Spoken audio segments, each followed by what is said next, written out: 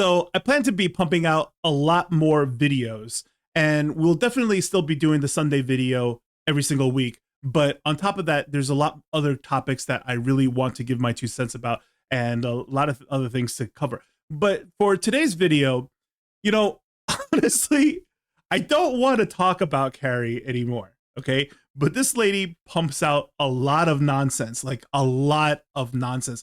Basically, it's to the point now where every single video that comes out, I don't even want to click on it because I just know that I'm going to disagree with it 100%. And I don't even do it intentionally. Okay. It's just the stuff that she says is just like, at this point, is just pure comedy. Okay. So let's just jump into it. And it's going to start off a little bit boring because I need her to make her arguments and show you her premise in the beginning. And essentially, they all come from real business practices that she's trying to retrofit over to reselling, and it just doesn't work. So throughout all this, I'm going to explain why this whole argument doesn't make any sense. And then I'm going to show you guys the proper approach to this, as well as whiteboard for whiteboard. And your store growth. But another common throttle that I see when it comes to cash flow in a reselling business is stagnant inventory. And it's not really how much inventory you have, it's more so how well or not well the inventory is moving. As you can see, I have about 2,000 items currently listed ready for sale, and in 3 months or less, this amount will have been out the door and replaced. So because my store— Well, why would you lie to people like that? That's not what happens in your business.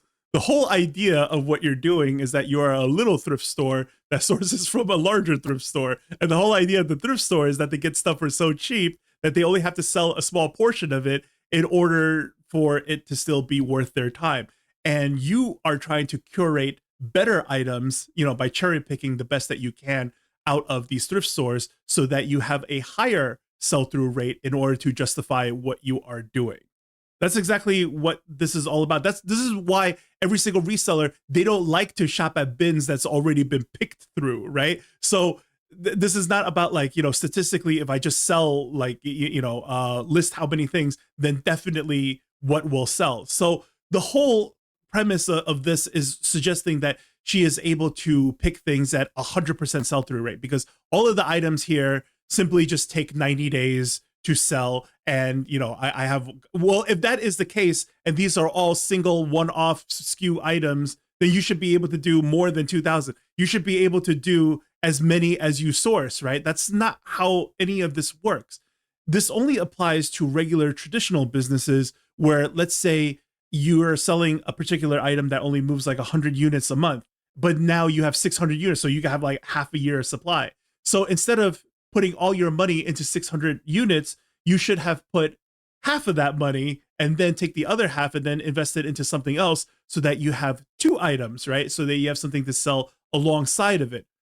That's what would be considered what she's saying, that you are sourcing beyond your means of sales. Or is that like an equilibrium of the same amount? You don't have equilibrium. My cash flow is moving freely and multiplying. I'm able to replenish the items that sold, pay my overhead, and pay myself. And if you aren't in that position, then I'd like to get you to the same position where your cash flow is flowing freely as well. So now, these are always very dangerous with these reseller gurus because they're already practicing a different business model, which is her replenishable membership model, while teaching you how to do the one-off model. So she's telling you to do the one-off model while she's doing the repeatable model. Now that we know the 2 common throttles that happen in a reselling business, let's talk about the common scenario where you might be finding yourself where these throttles might exist. The most common scenario that I see cause cash flow issues is when a reseller is growing their store size too quickly. They're outpacing their sales by purchasing too much inventory than what their cash flow can handle.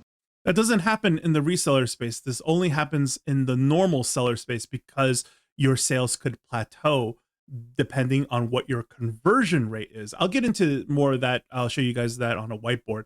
But what she's saying only happens in regular businesses, because if you are just like flipping stuff, like what she has behind her, if you are buying 10 and selling 10, then you should go buy 20 and then sell 20 and then 2,000 and sell 2,000, right? You should bet the whole house on it because you're able to pick stuff that's definitely going to sell. If you're definitely going to get a return on something, then why wouldn't you just go all in? That doesn't make any sense. So let's So run why a would you ever scenario outpace yourself? of a common reseller who shops at the bins and they're growing their store size too quickly and see what's happening. So the typical bins shopper scenario, But that's that not I what your find a lot inventory's of nature resellers is. finding themselves in is they go to the bins, they load up their carts full of cheap inventory. Maybe they're averaging $3-4 an item. What I see a lot of them do is they go and buy a bunch, so then they go list a bunch. So let's break it down into some averages.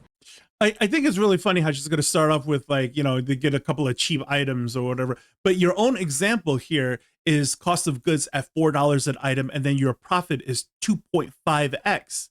That's pretty good. That's a pretty good, like, steady item. And now it's all about a volume game, right? Because this is actually pretty decent. Guys, really think about exactly how much you need to sell an item in order to pocket $10 at the end of the day after shipping and everything, where your cost of goods is $4 to make $10. I estimate somewhere around $28. So if you're doing something that you could buy for $4 and then 7x the amount into retail so that you could still keep 2.5x of it, I'd say that's pretty good. Because when you think about the real fees on eBay, it's 13.25%. And then you have to consider, are you promoting this item? Are you putting in 3, 4, 5% on top of it? Because then you could be losing up to 18% of what your profit is in order to help you turn over this item within 30, 90 days, like whatever you deem is, the proper sell-through rate that you want to work with, right?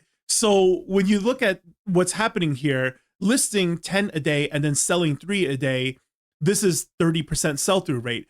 When you think about the video of what Mogi Beth said, Mogi says what? If you are getting 30%, that is aggressive expectations. So what is it? Is this an extreme example of what your average can do, or is this an aggressive expectations? Like, who's right? Are we supposed to listen to Mogi Beth or are we supposed to listen to Carrie? I wouldn't listen to either one of them, but you see what I'm saying? Like, the advice is contradictory at the same time of what they're teaching. So say on average they have their list goal of 10 items a day that they're listing, and maybe they're averaging 3 sales a day. And from those sales, they're profiting about $10 an item. Let's just do cost of goods, $4 an item. So let's just run through it real quick to see what their cash flow is actually looking like and seeing where the heck their money is going. So they are listing 10 a day. So 10 times that $4 buy cost. They're having to spend about $40 a day to put their listings up, because that's how much they spent on their inventory. Let's do, they're selling 3 a day. So with their 3 sales, they're profiting $10. So every day they're getting $30 plus their original investment in those items, because you have to take that out to then figure out what the actual profit is. Getting your initial investment in a sale is not profit. You get that back plus excess, and that's the actual profit. So they're going to get their original $4 per item Just back, explain profit to us. and they sold 3 of them, so they're going to get their $12 back to then reinvest. Okay. So from there, they're able to repurchase 3 items with the investment that they got back. With that reimbursement, they can only buy 3 more items. So they have to pull from their profits, pull from their excess, to then pay for 7 more items to keep continuing their 10 items a day listing goal. So from their $30 profit, they need to buy 7 more items at a $4 buy cost. So that's $28 that they need to be spending out of their profits. So at the end of the day, to keep up with their list goal, this is for 7 items, they'll be able to hit their 10 listings a day, but they're only left with $2 at the end of the day. Out of that $2, they need to then be paying for shipping supplies and all their other overhead costs that come out. Okay, so we really need to make clear the difference between intent and results. Okay, so what you're trying to do is that you're investing in growth, like you're trying to put more money into the business, so you're investing in growth. But to say that, like, okay, my business now has expanded with, like, 30% growth, 50% growth. If you're selling twice as much as you did before, that is 50% growth. If you are just putting it in but you're still not selling it, then you are getting bloat. There's a very big difference between growth and bloat. And a lot of people seem to get stuck in between these two. Okay. I think most people really understand what's happening, because look, what you're talking about here is that, like, we're listing 10 a day and then we're selling 3. So now I sold 3 in order to buy another 10. That way I could sell another 3. So what happened to the 7 that rolled over from yesterday and the 7 that's going to roll over at the end of today? We never talk about the rollover problem with all this inventory. This is exactly what's never covered. So spoiler alert for the rest of the video and all of her other videos, she never ever covers this stuff, okay? And is what the actual bottleneck is. But what's really hysterical about this is that I want to go over to where she tries to come up with what the solution is, all right? So we're going to jump over here and then have a listen to this. Without being throttled. So I want to rework that scenario that I laid out, but with this 30% growth mindset, to see how much it improves the cash flow. Let's zoom in. So now we're going to run the same scenario, but we are keeping in mind a 30% growth. So we're not excelling and going above and beyond what our sales are doing. So we're going to still be selling 3 a day, but instead of listing 10, we're going to be listing 30% more, which, just rounding it up, just make it a flat number. It's 4 items a day being listed. So let's run the math. How did we arrive to this? Okay. In order to show you, like, the way that her brain works, okay, I got a flashback here. So this is a video that we did about 10 months ago where she does something similar, but explained in another different way. Okay. So what you can see over here is that she has listing 10 items and then selling 3. But I want you to hear what she has to say. I'm going to deem these packages that are not selling. This is the whole Who box knows and if they anchor will thing. sell?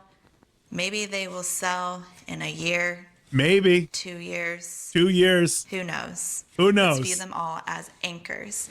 Right. These 3 are selling. The rest are not. The problem here is the whole premise of this whole setup, right? The idea is that as a reseller, you did not know which 3 out of the 10 was going to sell until you picked them all up and then threw it on eBay. If you knew that only these 3 out of the 10 would sell, then why did you pick up the other 7 that's going to end up as anchors? So before you put on the anchors, before you put it on eBay, all of these 10 boxes need question marks on top of them, right? And then after you figured out what is not going to sell, now you know what will sell, and then we try to create some success retention here. So the idea is to go out and then get more of what's sold. Considering that these 3 that sold were not flukes, they're definitely going to be something that could sell over and over again. And that's what a normal business tries to do, right? They'll go ahead and then they'll try some items, but they're not going to try items that they know they can't get more of, because what was the point? That's a wasted effort, even if the item sells. What you want to do is try items that might sell, and you're able to resupply it just in case it is successful. Because once it is, then we're just going to keep reordering the stuff that was successful and then discontinue the things that weren't successful. And it's resulting in a $300 paycheck because you are paying out of your profits just over $1,000. So what's happening here is that, okay, the other 7 items are contributing to your money tied up in goods. So that's what the 1050 is. And then the other 3 that you sold is $45 multiplied by 30 days. That comes out to $1350. And then you have a $300 difference. That's what she's trying to say over here. To grow your store to an arbitrary number. So what we're going to look at is what Again, that happens when arbitrary you number is drop not all of growth. this That is bloat. and stop listing it. Stop and listing only it. list and sell these 3 items. Look at my face, okay? It's like how did you arrive to this? This is exactly what I was talking about before. You had to have tried all 10 in order to know which ones are not going to work. So let's come back to her example and you'll see that she is saying the exact same thing. Okay, so here we are again with the same nonsense logic, just remixed. Math and see how much better the cash flow is improved. Look how much better this listing is. 4 items a day, it still costs $4 an item. So it turns out that selling 3 out of 10, you know, is not as good as selling 3 out of 3. 3 items.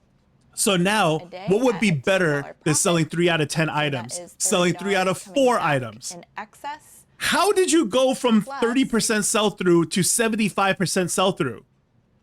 They're How? $12. If you have to list 10 at having a chance of selling 3, then if you scale down to 4, you'll be lucky if you sold 1. How does this make any sense?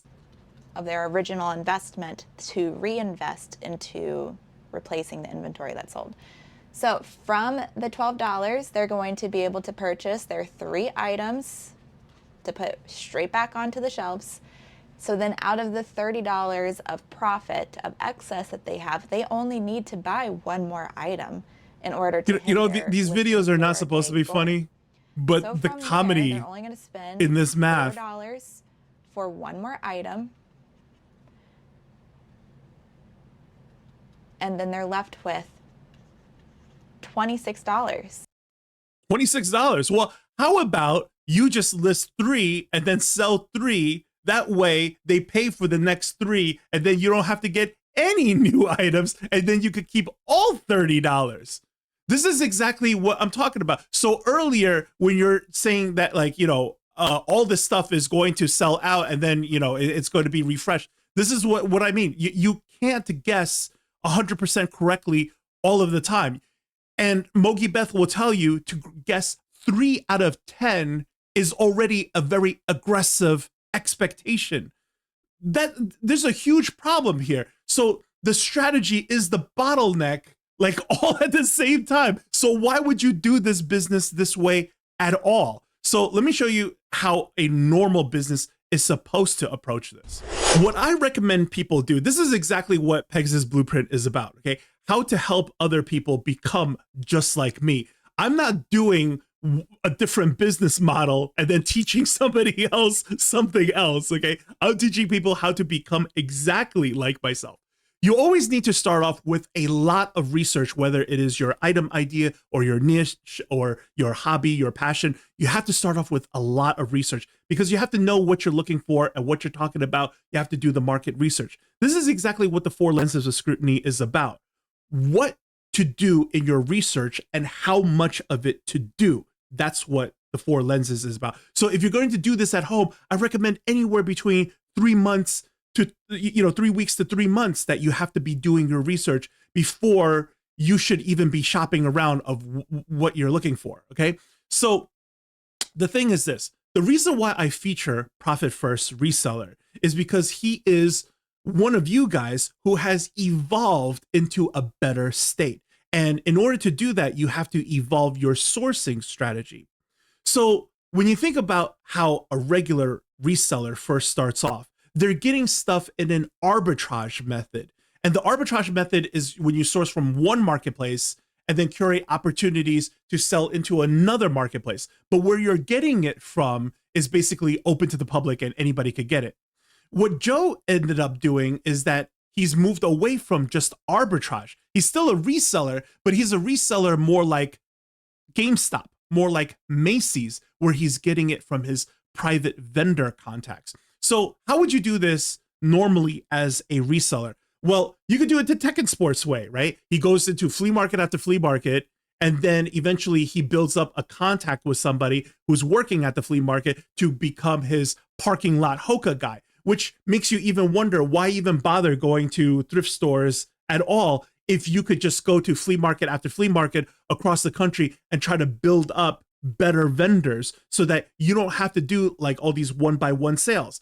It's because all the stuff that he picks up from his vendors are still one-by-one sales. And that's why you shouldn't listen to his business model, because you will always be starting from scratch. What Joe Profit First does is that first he tried all sorts of items, and then he figured out which ones were selling constantly over and over again. Now he is sourcing from vendors to try to re-up those particular listings over and over to keep his business afloat. And because he's able to sell the exact same things over and over, he has a track record, and eBay begins to snowball his listings. So basically, whatever video games that he's selling in his hands sell 7 to 10 times more than what the average reseller could do, because he has a track record. This is exactly how business momentum builds up. So because of your momentum, you can only build up to a certain point before it begins to plateau. So once it begins to plateau, then you don't want to order more than your means of selling. That's how all of this stuff comes from real business models that she's trying to retrofit into reseller business models, and they make no freaking sense whatsoever. Okay, so when you start off with a lot of research, other than saying like, okay, I'm going to go to some estate sales, garage sales, flea markets, Facebook Marketplace, and all the people that I meet, I'm going to ask them, hey, can you get more, so that they can become a potential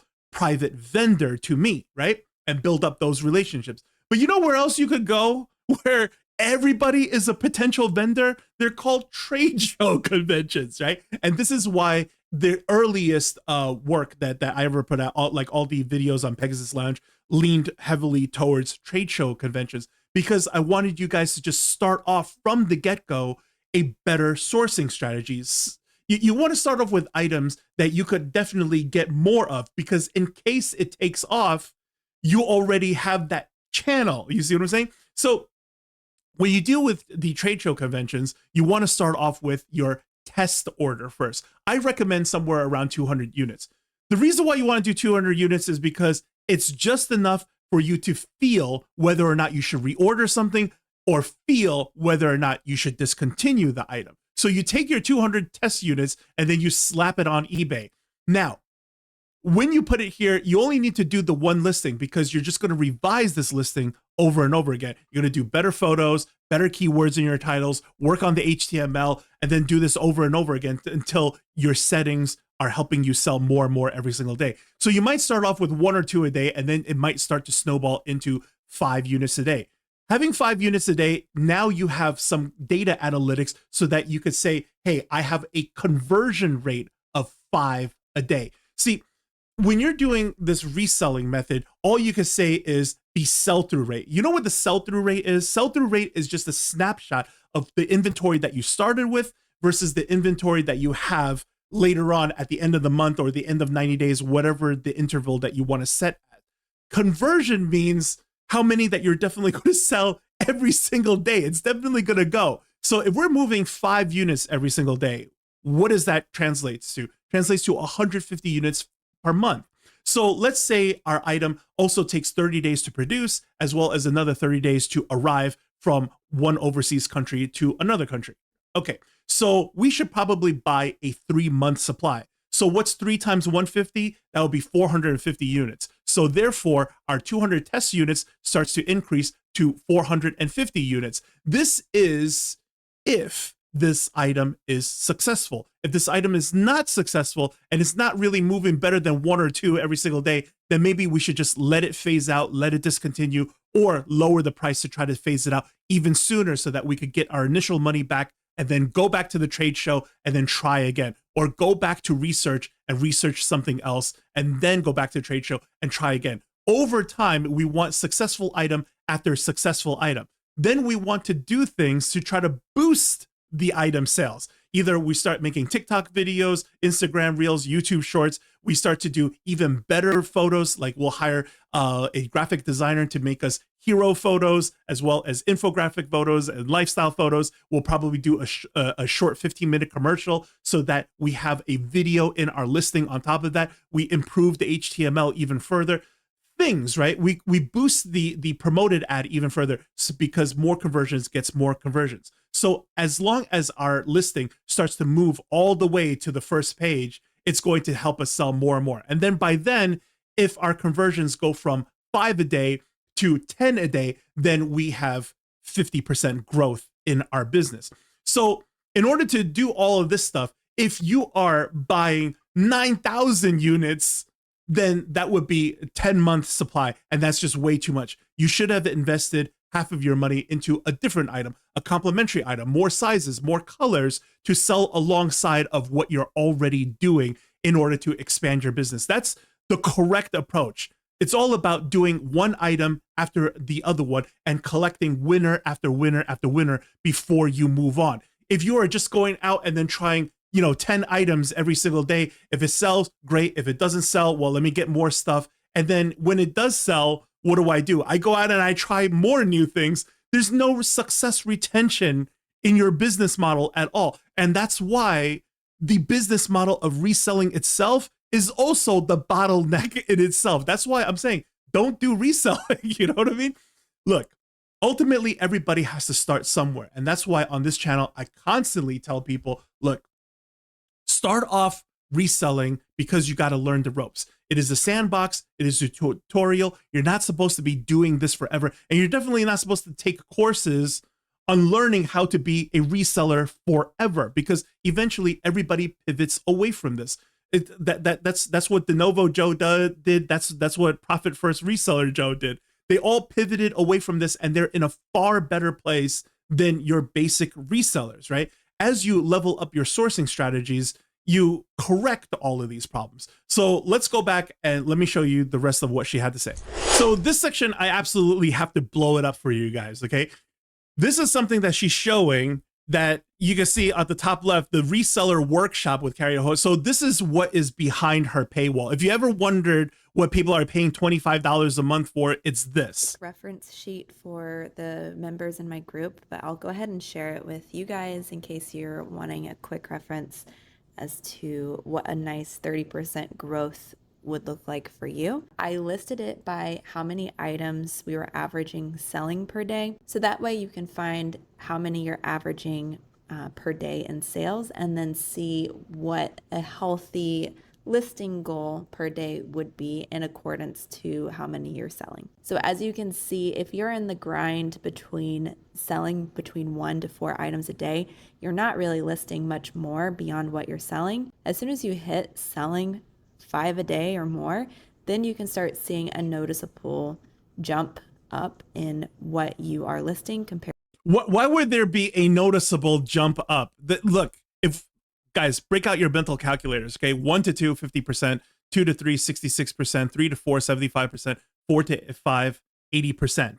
And then 5 to 7, 6 to 8, it starts to hover around the same, right? So 8 to 10 here is 80%. But then when we go to 15 to 20, this is now 75% again. So now we're declining. So if we had to do the exact same thing, you would go from 16 to 20, right? But instead you have 16 and 21. So this is even worse than if you were to just be at 8 to 10. And then if you went on to the 20 to 26 over here, shouldn't it be 20 to 25? These are just arbitrary numbers that she's just dumping out here and then charging people $25 a month for. I don't know what this is supposed to represent. Are you trying to say that, like, in the beginning, look, I'm only able to guess correctly 50% of the time, and then as I get better, I'm able to guess 80% of the time, because if I list 5, I'm definitely able to sell 4. Well, what guarantees this? This is what makes no sense. When you think of like regular businesses like Costco and everybody else, what do? They try to prove the item first before they reorder it. So there are certain things that we know by now for the past couple of years that's definitely a staple item at Costco versus things that might get the asterisk at any time. That's how normal businesses work. So what I encourage for everybody to do is, like, look, you only need to do reselling for like a month or two before you get the gist of it and basically know how to do listings and stuff. But ultimately, the higher level of entry, which is like, okay, I got to save up some money to try an item, and that way I can build actual sales momentum, is very, very important. It is very wasteful what you're doing in reselling, because when you think about like promoted ads to help your item sell, if you promote your item and then it helps it sell, all you did was just pay a higher commission on top of the 13%. But if you have something that sells over and over again, eventually you don't have to pay that commission anymore. So when you are promoting it at like say 9% in the beginning on top of your 13%, okay, we're paying really high, but this is what we are paying for the initial growth. Once your conversion starts to get better from 5 or 6 a day to 10 to 15 a day, now we can start backing off that promoted addition on top of that so that we start to get our money back. So what happens is that the initial promotion that we put into was the customer acquisition cost to help put us in a better position. It is an investment. It goes towards better sales every single day. It goes towards more volume every single day. You're not getting that in this business model. And that's why everything that they put out, I always disagree with it, unless it's guys like Profit First or De Novo Joe, where they're actually doing things that are very smart. And when it is, I highlight it. But when it's nonsense, I have to speak on it.